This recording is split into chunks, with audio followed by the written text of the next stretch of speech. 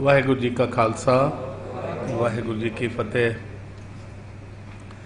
जिवें कि आप जी नूं पहले दस्सिया जा चुकिया है, अज दा साडा विशा जपजी साहिब बाणी दे अज दे दोनों लैक्चर असी जपजी साहिब ते रखे ने। अज तो हुण साडा जिहड़ा साडे सिलेबस दा लास्ट सैगमेंट है उसकी शुरुआत हो गई है और विश्वास करना मैनू कल दी अंदरों ही फिक्र लग रही सी कि मेरा साडा जिहड़ा नवां परिवार है ये भी हुण विछड़न वाला है साडे तो, क्योंकि ये हुण होर 4 हफ्तियां तक ये साडा कोर्स चलना है। उस तो बाद इसका जिहड़ी है समाप्ति है इस कोर्स की। गल चल रही सी हुणे पंजाबी अखबारां दी। अज दी पंजाबी ट्रिब्यून विच एक दो बड़े सुंदर आर्टिकल गुरबाणी ते आए हुए ने। सर रूप सिंह जी होरां नाल भी गल ही हो रही सी, तो गल्लां चों गल ये निकली कि असी वैसे हर क्लास विच शायद अगले हफ्ते तुहानूं असी एक लिस्ट देंगे गुरमत गुरबाणी नाल जुड़ियां जिहड़ियां टॉप मोस्ट बुक्स ने जिहड़ियां सानू हर एक नूं पढ़नियां चाहिदियां ने, उहदी एक लिस्ट असी तुहानूं देंगे कि उस हिसाब नाल तुसी वो किताबां जरूर हर परिवार नूं अपने घर विच एक एक सैट जरूर रखना चाहिए। नवंबर विच या शायद गुरु नानक साहब दे प्रकाश उत्सव ते बंगला साहब हर साल धार्मिक पुस्तकां की एक प्रदर्शनी लगती है और वो सारिया किताबां तुहानूं उत्थे मिल जाणगियां और बड़े ही नोमीनल प्राइसिस ते। खास करके पंजाबी यूनिवर्सिटी की पटियाला का जिहड़ा स्टाल है 50% डिस्काउंट ते उत्थे किताबां मिलदियां ने। एक किताब जिहड़ी मैं तुहानूं जरूर इत्थे बेनती करांगा वो है गुरमत प्रकाश। ये श्रोमणी गुरुद्वारा प्रबंधक कमेटी की मंथली मैगजीन है। सिर्फ 200 रुपये शायद इसका पूरा लाइफ मैंबरशिप है। ये किताब तुसी ज़रूर लगाओ। इतने गजब दे इतने वधिया गुरमत दे और गुरबाणी दे आर्टिकल होंदे ने कि वर्थ रीडिंग। तो मैं समझदा कि हर सिख नूं ये किताब जिहड़ी है गुरमत प्रकाश, असी पिछे से बल्कि इन्हों श्रोमणी कमेटी विच ये गल भी कीती सी कि दूसरी लैंगुएजिज विच भी होण। शायद हिंदी विच इत्थे छपदी है ना, हाँ वो हिंदी विच है, उसका नाम गुरमत ज्ञान है। तो शायद हुण अगली कोशिश इंग्लिश विच भी ये जरूर होएगी। एक किताब गुरमत प्रकाश और एक कलकत्ते तो एक मैगजीन छपदा है सिख रिव्यू। मैं नहीं समझदा कि वर्ल्ड दे विच कित्थे भी सिख रिव्यू वर्गी जो है मैगजीन उचाइयां नूं छूण वाला गुरमत और गुरबाणी दे इंग्लिश विच इतने गजब दे आर्टिकल उहदे विच होंदे ने। एक सिख रिव्यू जिहड़ी कलकत्ते तो छपदी है, एक गुरमत प्रकाश, और बाकी असीं तुहानूं लिस्ट देंगे। हुण गल हो रही सी जपजी साहिब दी। तो जपजी साहिब दी गल करन तो पहलां जदों भी मैं हर बार ये गल जरूर शुरुआत तो कहना कि 3 सवाल जो आम तौर पर मनुख नूं जहन विच आउंदे ने वो है कि वट इज़ गॉड, रब की है, how can we see and meet him, असी उन्हों किवें देख सकते हैं, किवें मिल सकते हैं। एंड तीजा सवाल जिहड़ा है how we can get salvation और मर्ज विद हिम, असी उहदे नाल इकमिक किवें हो सकते हैं या उसते रब दे द्वारा सानू मुक्ति किवें मिल सकती है। तो इन्हां 3 सवालों के जवाब जपजी साहिब विच तुहानूं मिल जाणगे।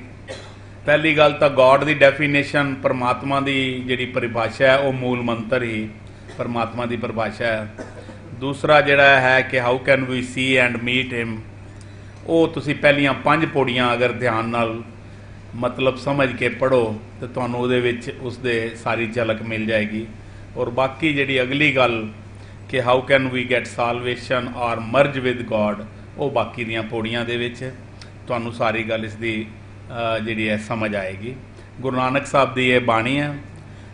आम तौर पर कहा जाता है कि गुरु नानक साहब जी ने बाणी अंतली अवस्था दे विच ये 4 उदासियां तो बाद ये बाणी उचारी सी। और जपजी साहब का आरंभ मूल मंत्र तो है, फिर 38 पौड़ियां ने और अंत विच सलोक है। गुरु ग्रंथ साहब दे विच जिहड़ा सिरलेख है इस बाणी का वो जप तो शुरू होंदा है और जी जिहड़ा असी इस दे नाल लगाने आ, सत्कार वजों प्यार वजों लगाया जाता है। तो जपजी साहब क्योंकि बड़ी समझन वाली बाणी है, बड़ी विचारन वाली बाणी है, ये राग तो मुक्त बाणी है। तो सवेरे नितनेम की बाणी है, अर्ली मॉर्निंग की बाणी है, इसलिए जपजी साहब की मैं समझदा कि जिन्नियां भी बाणियां ने सारियां बहुत साडे लिए महत्वपूर्ण ने, लेकिन जपजी साहब एक ऐसी बाणी है, ऐसा पाठ है, मैं समझदा कि सारे वर्ल्ड दे विच सब तो ज़्यादा जिस बाणी का पाठ होंदा है वो शायद जपजी साहब है। तो मैं सर रूप सिंह जी नूं हुण बेनती करांगा कि वो जपजी साहब के उत्ते अपनी गल करनगे। आओ जी।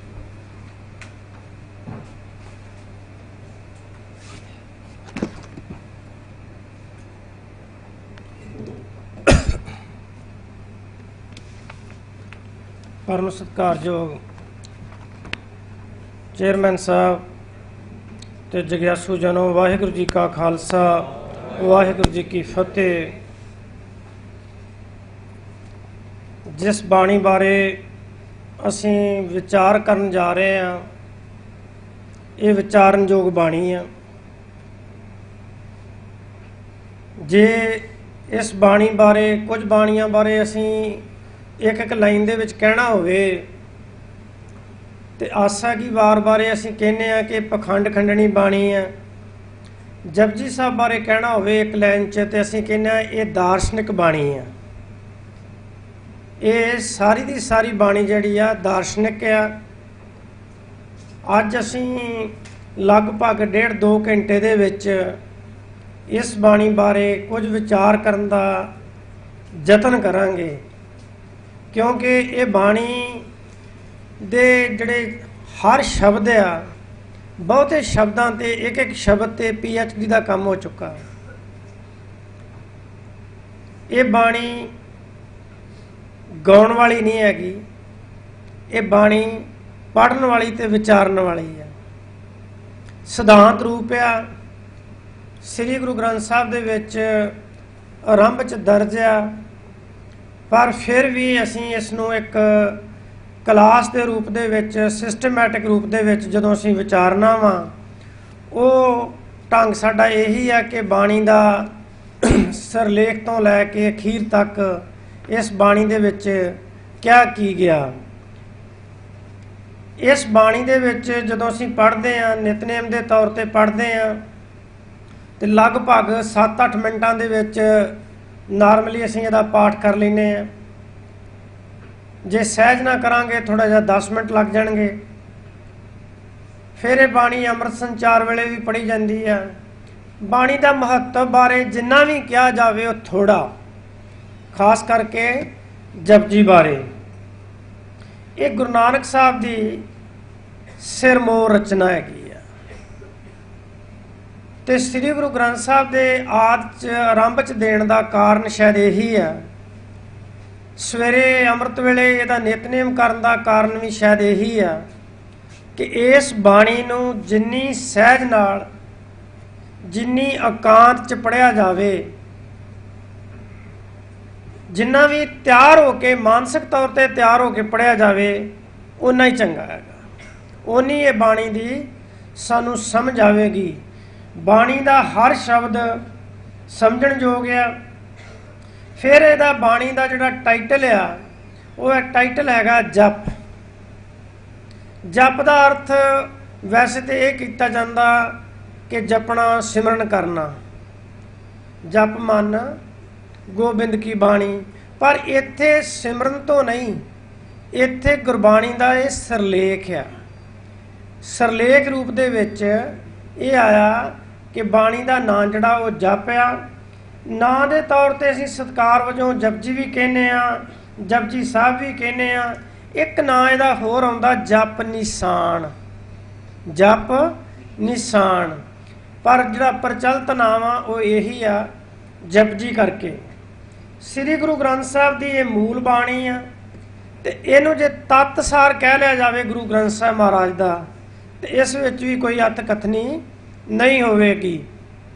ਆਮ ਕਰਕੇ ਕਿਹਾ ਜਾਂਦਾ ਕਿ ਜਿਹੜਾ ਮੂਲ ਮੰਤਰ ਆ ਉਹ ਸਮੁੱਚੇ ਸ੍ਰੀ ਗੁਰੂ ਗ੍ਰੰਥ ਸਾਹਿਬ ਦਾ ਸੰਖੇਪ ਵਿੱਚ ਤਤਸਾਰ ਦਿੱਤਾ, ਫਿਰ ਉਹਦੀ ਥੋੜੀ ਵਿਆਖਿਆ ਜਿਹੜੀ ਜਪਜੀ 'ਚ ਕੀਤੀ ਆ ਤੇ ਜਪਜੀ ਦੀ ਵਿਆਖਿਆ ਹੀ ਸਮੁੱਚੀ ਜਿਹੜੀ ਬਾਣੀ ਆ। ਹੁਣ ਅੰਦਾਜ਼ਾ ਲਾ ਲਓ ਕਿ ਜਿਸ ਚੀਜ਼ ਦੀ ਵਿਆਖਿਆ ਦੇ ਲਈ, ਜਿਸ ਚੀਜ਼ ਨੂੰ ਸਮਝਾਉਣ ਦੇ ਲਈ ਬਾਕੀ ਜਿਹੜੇ 1422 ਪੰਨੇ ਨੇ ਉਹ ਲਾਏ ਗਏ ਨੇ, ਅੰਕਿਤ ਕੀਤੇ ਗਏ, ਉਸ ਬਾਣੀ ਦੀ ਮਹੱਤਤਾ ਕਿੰਨੀ ਕੁ ਹੋਏਗੀ। ਸਿੱਖਾਂ ਦੇ ਨਿਤਨੇਮ ਦੀ ਵੀ ਬਾਣੀ ਆ ਤੇ ਅੰਮ੍ਰਿਤ ਵੇਲੇ ਵੀ ਪੜ੍ਹੀ ਜਾਂਦੀ ਆ। ਇੱਕ ਗੱਲ ਜ਼ਰੂਰ ਆ ਵੀ ਇਹ ਰਾਗ ਮੁਕਤ ਬਾਣੀ ਆ। ਜਿਹੜੀਆਂ ਰਾਗਾਂ 'ਚ ਬਾਣੀਆਂ ਨੇ ਉਹ ਗਾਉਣ ਯੋਗ ਨੇ, ਜਿਹੜੀ ਰਾਗ ਮੁਕਤ ਬਾਣੀ ਆ ਇਹ ਗਾਉਣ ਦੇ ਲਾਇਕ ਨਹੀਂ। ਅੱਜ ਸਾਡੇ ਰਾਗੀ ਇਹਦਾ ਵੀ ਗਾਇਨ ਕਰਦੇ ਨੇ, ਗਾਇਨ ਕਰਨ ਵਾਲੀ ਨਹੀਂ ਇਹ ਬਾਣੀ ਵਿਚਾਰਨ ਵਾਲੀ ਆ, ਬਾਰ-ਬਾਰ ਵਿਚਾਰਨ ਵਾਲੀ ਆ। ਮੈਂ ਇੱਥੇ ਕੋਈ ਜਪਜੀ ਬਾਰੇ ਦਾਅਵਾ ਨਹੀਂ ਕਰਾਂਗਾ ਕਿਉਂਕਿ ਜਪਜੀ ਬਾਰੇ ਹੀ ਸਭ ਤੋਂ ਵੱਧ ਜੇ ਟੀਕੇ ਮਿਲਦੇ ਆ ਕਿਸੇ ਬਾਣੀ ਦੇ 400-500 ਤੋਂ ਉੱਪਰ ਟੀਕੇ ਜਿਹੜੇ ਆ ਜਪਜੀ ਦੇ ਮਿਲਦੇ ਆ। ਤੇ ਦੁਨੀਆ ਭਰ ਦੇ ਜਿੰਨੇ ਵੀ ਅਧਿਆਤਮਕ ਲੋਕ ਨੇ, ਮੁਖੀ ਲੋਕ ਨੇ, ਵਿਨੋਬਾ ਭਾਵ ਨੇ ਵੀ ਜਪਜੀ ਦਾ ਟੀਕਾ ਕੀਤਾ, ਰਜਨੀਸ਼ ਨੇ ਵੀ ਜਪਜੀ ਦਾ ਟੀਕਾ ਕੀਤਾ। ਸਾਡੇ ਸਿੱਖਾਂ 'ਚ ਤੇ ਜਿਹੜੇ ਟੀਕੇ ਹੋਣੇ ਹੀ ਸੀ, ਪਰ ਜਿਹੜੇ ਬਾਹਰ ਦੇ ਲੋਕਾਂ ਨੇ ਟੀਕੇ ਕੀਤੇ, ਸੰਨਿਆਸੀਆਂ ਨੇ ਕੀਤੇ, ਉਦਾਸੀਆਂ ਨੇ ਕੀਤੇ, ਉਹ ਅਲੱਗ-ਅਲੱਗ ਰੂਪ ਦੇ ਵਿੱਚ 400 ਤੋਂ ਲੈ ਕੇ 450 ਤੱਕ ਟੀਕੇ ਜਪਜੀ ਦੇ ਮਿਲਦੇ ਨੇ। ਪਰ ਕੋਈ ਵੀ ਮਨੁੱਖ ਇਹ ਦਾਅਵਾ ਨਹੀਂ ਕਰ ਸਕਦਾ ਕਿ ਇਹ ਟੀਕਾ ਫਾਈਨਲ ਆ। ਕਾਰਨ ਇੱਕੋ ਹੀ ਆ ਕਿ ਇਹ ਗੁਰੂ ਨਾਨਕ ਸਾਹਿਬ ਦੀ ਸਭ ਤੋਂ ਵੱਧ ਦਾਰਸ਼ਨਿਕ ਤੇ ਸੂਤਰਕ ਸ਼ੈਲੀ ਦੇ ਵਿੱਚ ਲਿਖੀ ਹੋਈ ਰਚਨਾ ਵਾ, ਜਿਹਦੀ ਵਿਆਖਿਆ ਕਰਨ ਦੇ ਲਈ, ਜਿਹਨੂੰ ਸਮਝਣ ਦੇ ਲਈ ਬਹੁਤ ਸਮੇਂ ਦੀ ਲੋੜ ਆ ਤੇ ਗੁਰੂ ਕਿਰਪਾ ਦੀ ਲੋੜ ਆ। ਫਿਰ ਜਿਹੜਾ ਇਸ ਬਾਣੀ ਦੇ ਬਾਰੇ ਸਰਦਾਰ ਹਰਿੰਦਰਪਾਲ ਸਿੰਘ ਨੇ ਪਹਿਲਾਂ ਕਿਹਾ ਕਿ ਸਾਡੇ ਹਰ ਧਰਮ ਦੇ ਵਿੱਚ ਸਵਾਲ ਹੀ 3 ਹੁੰਦੇ ਨੇ ਕਿ ਪਰਮਾਤਮਾ ਹੈ, ਪਰਮਾਤਮਾ ਕਰਦਾ ਕੀ ਆ, ਉਹਨੂੰ ਮਿਲਿਆ ਕਿੱਦਾਂ ਜਾ ਸਕਦਾ। ਇਹਨਾਂ ਸਵਾਲਾਂ ਦੇ ਜਵਾਬ ਆ, ਉਹ ਜਵਾਬ ਵੀ ਇਹਦੇ ਵਿੱਚ ਸਾਰੇ ਦਿੱਤੇ ਹੋਏ ਆ ਕਿ ਵੱਖ-ਵੱਖ ਧਰਮਾਂ ਦੇ ਵਿੱਚ, ਵੱਖ-ਵੱਖ ਫਿਰਕਿਆਂ ਦੇ ਵਿੱਚ, ਵੱਖ-ਵੱਖ ਸੰਪਰਦਾਵਾਂ ਦੇ ਵਿੱਚ ਪਰਮਾਤਮਾ ਨੂੰ ਪਾਉਣ ਦਾ ਕੀ ਢੰਗ ਸੀ। ਉਹ ਬੱਚੇ ਜਿਹੜੇ ਆ ਨਾ ਜੀ, ਉਹ ਪਿੱਛੇ ਜਾਂ ਤਾਂ ਸੌਂ ਲੈਣ, ਉਹ ਕਾਕੇ ਉਹਨੂੰ ਉਠਾ ਦੇ ਜਾਂ ਤਾਂ ਉਹਨੂੰ ਬਾਹਰ ਭੇਜ ਦਿਓ, ਕੋਈ ਗੱਲ ਨਹੀਂ ਹੈਗੀ। ਮਤਲਬ ਮੈਨੂੰ ਕੱਲ ਨਾ ਇੱਕ ਬੜੀ ਖੁਸ਼ੀ ਹੋਈ ਸੀ ਕਿ ਖਾਸ ਕਰਕੇ ਨੌਜਵਾਨ ਬੱਚੀਆਂ ਕੱਲ ਇੱਥੇ ਹਾਜ਼ਰ ਸੀ। ਨੌਜਵਾਨ ਬੱਚੇ ਆਏ ਨੇ। ਸਮਾਂ ਬਹੁਤ ਕੀਮਤੀ ਹੈ ਸਾਡਾ ਕਿ ਤੁਸੀਂ ਐਤਵਾਰ ਵਾਲੇ ਦਿਨ ਇੱਥੇ ਆਏ ਹੋ, ਤੇ ਜੇ ਅਸੀਂ ਕੁਝ ਲਾਹਾ ਪ੍ਰਾਪਤ ਕਰ ਸਕੀਏ ਤੇ ਚੰਗਾ ਹੋਵੇਗਾ। ਨਹੀਂ ਤੇ ਏਸੀ 'ਚ ਸੌਣਾ ਸੀ ਤਾਂ ਘਰ ਵੀ ਸੌਂ ਸਕਦੇ ਸੀ, ਪੱਖੇ ਦੀ ਹਵਾ 'ਚ ਵੀ ਸੌਂ ਸਕਦੇ ਹਾਂ। ਤੇ ਜਿਹੜੀਆਂ ਖਾਲੀ ਸੀਟਾਂ ਨੇ ਕਾਕੇ ਜਾਂ ਤਾਂ ਅੱਗੇ ਆ ਜਾਓ, ਅੱਗੇ ਸੀਟਾਂ ਖਾਲੀ ਹੈਗੀਆਂ ਨੇ। ਜਿਹੜੇ ਨੌਜਵਾਨ ਵਿਦਿਆਰਥੀ ਹੈਗੇ ਨੇ, ਇਹ ਤੁਹਾਡੇ ਜ਼ਿਆਦਾ ਕੰਮ ਦੀ ਹੈਗੀ ਆ। ਜਿਹੜੇ ਬਜ਼ੁਰਗ ਨੇ ਇਹਨਾਂ ਨੇ ਤੇ ਬਾਣੀ ਪੜ੍ਹ ਲਈ ਹੈ, ਬਹੁਤ ਪੜ੍ਹੀ ਅੱਗੇ ਹੀ।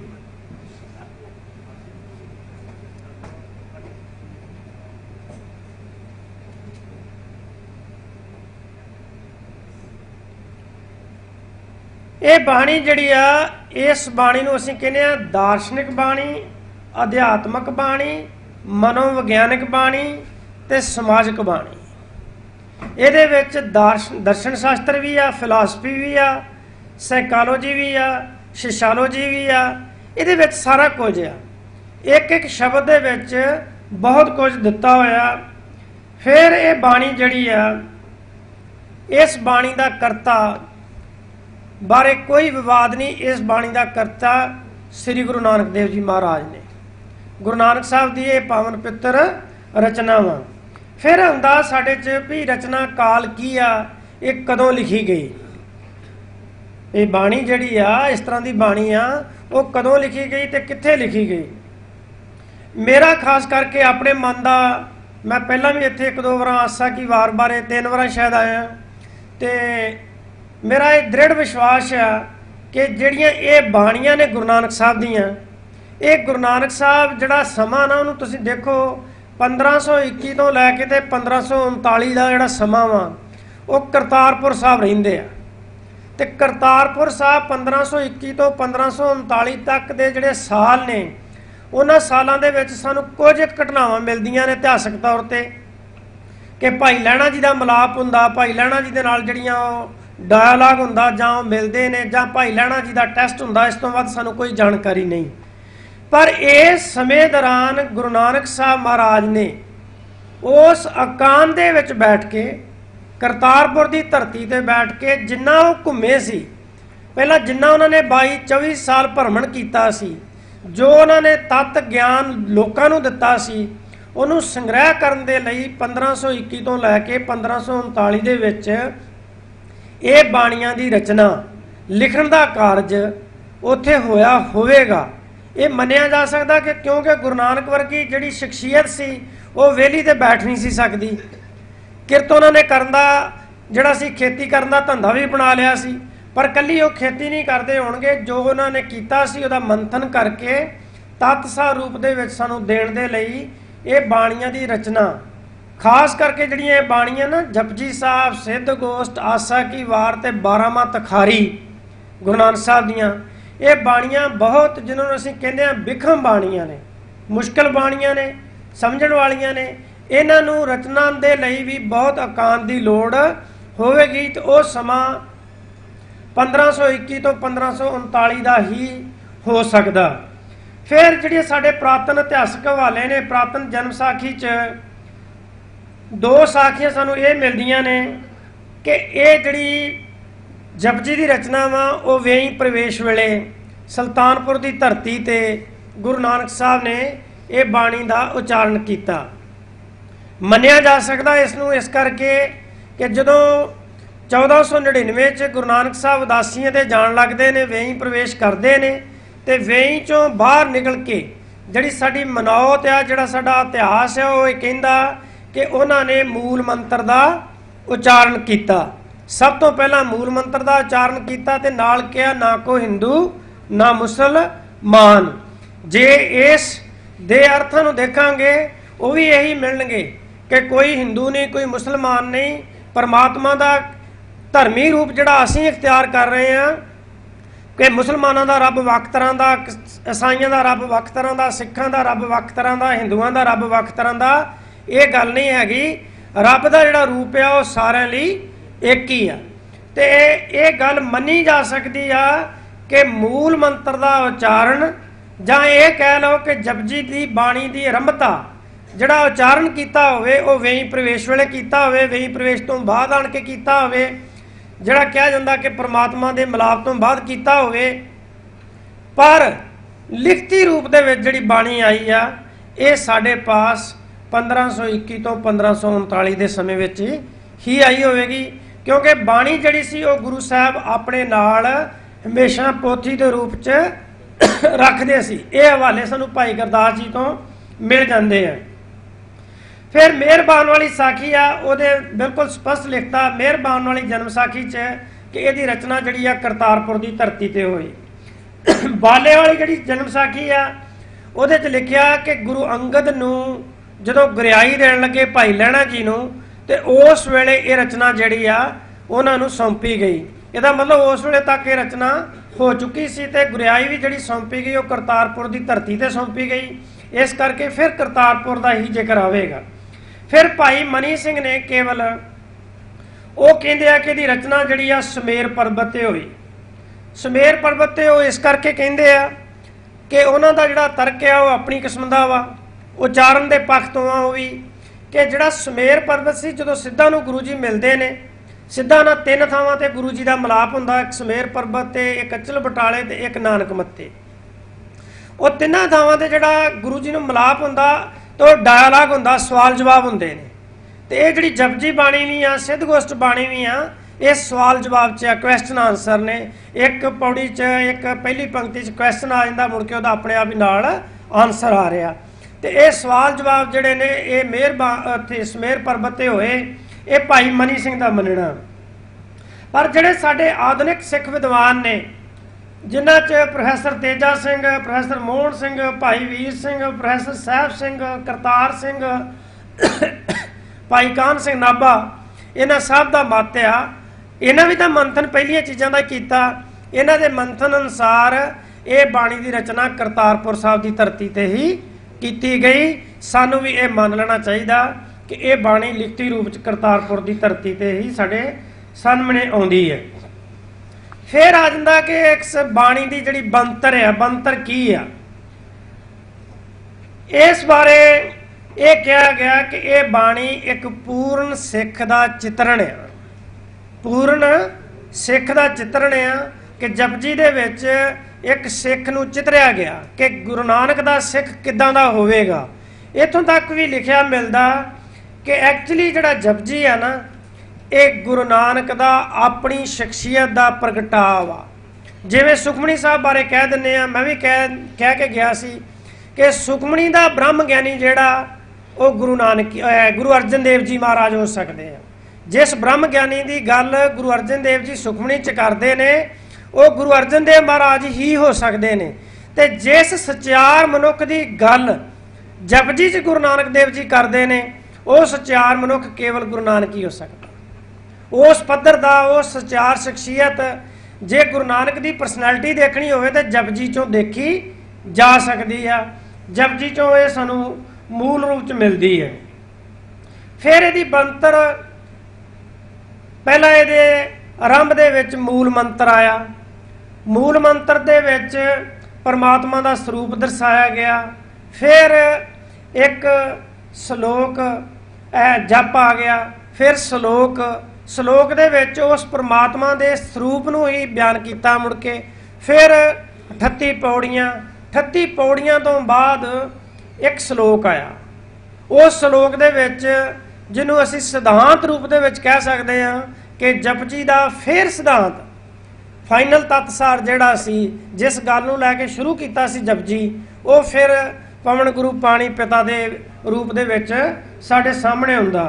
ये श्लोक जिहड़े ने इन्हां दे विच गुरु नानक साहब ने जो गल सानूं कहनी चाहिए तत्सार रूप दे विच वो आरंभक श्लोक ते आखिरी श्लोक च कह दित्ती। जिहड़ा पहला श्लोक आ ਉਹਦੇ ਵਿੱਚ ਕਿਹਾ ਗਿਆ ਕਿ ਆਦ ਸੱਚ ਜੁਗਾਦ ਸੱਚ ਹੈ ਵੀ ਸੱਚ ਨਾਨਕ ਹੋਸੀ ਪੀ ਸੱਚ। ਇਹ ਸ਼ਲੋਕ ਜਿਹੜਾ ਵਾ ਸੁਖਮਣੀ ਸਾਹਿਬ ਦੀ 17ਵੀਂ ਅਸ਼ਟਪਦੀ ਦੇ ਨਾਲ ਵੀ ਆਉਂਦਾ ਵਾ, ਸ਼ਬਦ ਜੋੜਾਂ ਦਾ ਥੋੜੀ ਜਿਹੀ ਭਿੰਨਤਾ ਦੇ ਨਾਲ। ਕਿਉਂਕਿ ਸੁਖਮਣੀ ਜਿਹੜੀ ਆ, ਫਿਰ ਸਾਡੇ ਮਨ 'ਚ ਕੁਐਸਚਨ ਤਾਂ ਆਉਣਾ ਚਾਹੀਦਾ ਨਾ ਕਿ ਸ਼ਬਦ ਜੋੜ ਕਿਉਂ ਅੰਤਰ ਆਇਆ। ਸੁਖਮਣੀ ਜਿਹੜੀ ਆ ਗੌੜੀ ਰਾਗ 'ਚ ਆ, ਜਿਹੜਾ ਜਪਜੀ ਆ ਉਹ ਕਿਸੇ ਰਾਗ 'ਚ ਨਹੀਂ ਹੈਗਾ। ਤੇ ਉੱਥੇ ਜਦੋਂ ਰਾਗ ਦੇ ਵਿੱਚ ਜਾਏਗਾ ਤੇ ਉਹਦੀਆਂ ਜਿਹੜੀਆਂ ਮਾਤਰਕ ਨੇ ਗਾਉਣ ਕਰਕੇ ਉਹ फर्क पएगा। फिर जो आखिरी श्लोक आ, वो आखिरी श्लोक माझ राग दे विच गुरु अंगद देव जी महाराज की रचना दे विच शामिल हुंदा। पवन गुरु पाणी पिता वाला श्लोक माझ राग दे विच फिर आउंदा। फिर आप ही जिस रचना बारे असीं गल कर रहे हैं, ये बनतर दी हो गई। बनतर तो बाद इहदी शैली किदां दी है। जिदा हुणे ही सरदार हरिंदरपाल सिंह कह रहे थे ना, तुहानूं किसी व्यक्ति नूं देखना होवे ना, किसी व्यक्ति की परसनैलिटी नूं देखना होवे, परसनैलिटी कोई शरीर नहीं हुंदा, वो व्यक्ति की जिहड़ी शैली आ, उहदी बोल बाणी की आ, उहदी भाषा की आ, शैली तो मनुख पछाणिया जांदा। ईवन मनोविग्यानी तो ये कहिंदे ने कि मनुख कोलों दस्खत करा लो, तुसीं साइन करा लो, उहदा नां लिखा लो जिद्दां वो लिखदा, ते उहदे नां चों तुहानूं पता लग जाएगा कि बंदा किस नेचर दा हैगा, इस बंदे की परसनैलिटी किदां दी हैगी है। ये बंदा बैंक मैनेजर आ, ये बंदा डॉक्टर आ, ये मनोविग्यानी आ, की आ, ये पता लग जाएगा। हुण ये जिहड़ी शैली हुंदी है ना, शैली किसी रचना की बड़ी महत्वपूर्ण हुंदी आ। शैली जिहड़ी आ ये प्रश्नात्मक शैली आ। शैली दे विचों सानूं जिहड़ा वो बहुत कुछ मिलदा। शैली इस रूप दे विच गुरु नानक साहब दे व्यक्तित्व नूं दर्शाउंदी है। फिर मुहावरेदार शैली भी आ, दार्शनिक भी आ, सूत्रक भी आ। सूत्रक हुंदी आ कि बहुती गल नूं थोड़े शब्दां दे विच किया गया, बहुत वड्डे विस्तार दी नूं थोड़े शब्दां दे विच जिहनूं प्रैस ही कर दिंदे आ, वो सूत्रक शैली दे विच एक बंदा एक पैरा लिखदा वा, एक पैरे दा लेख बना दिंदा। लेख नहीं, ये पैरे रूप दे विच सूत्रक शैली च संजमी शब्दावली च लिखी गई है। पंजाबी ਸਾਹਿਤ ਦੀ ਇਹ ਸਰਬ उत्तम रचनावां, सर्व उत्तम रचनावां पंजाबी ਸਾਹਿਤ ਦੀ। वैसे तो जिन्नियां भी गुरु नानक बाणियां ने खास करके जिस तरह अरविंदरनाथ टैगोर ने कहा ना गगन में थाल बारे आरती बारे कि जे विश्व का कोई गीत राष्ट्रीय गीत बनना होवे तां वो गुरु नानक साहब पहला ही लिख गए ने। ये गुरु नानक साहब दी रचनावां दा जिहड़ा महत्व सी ये सानू दर्शाउंदा कि उन्हां दी जिहड़ी शैली आ वो प्रश्नात्मक आ, दार्शनिक आ, सूत्रक आ। पंजाबी ਸਾਹਿਤ ਨੂੰ गुरु नानक साहब महाराज दी ये सब तो वड्डी देन आ। फिर रचना वो जिहड़ी बार बार पढ़ी जाती होवे।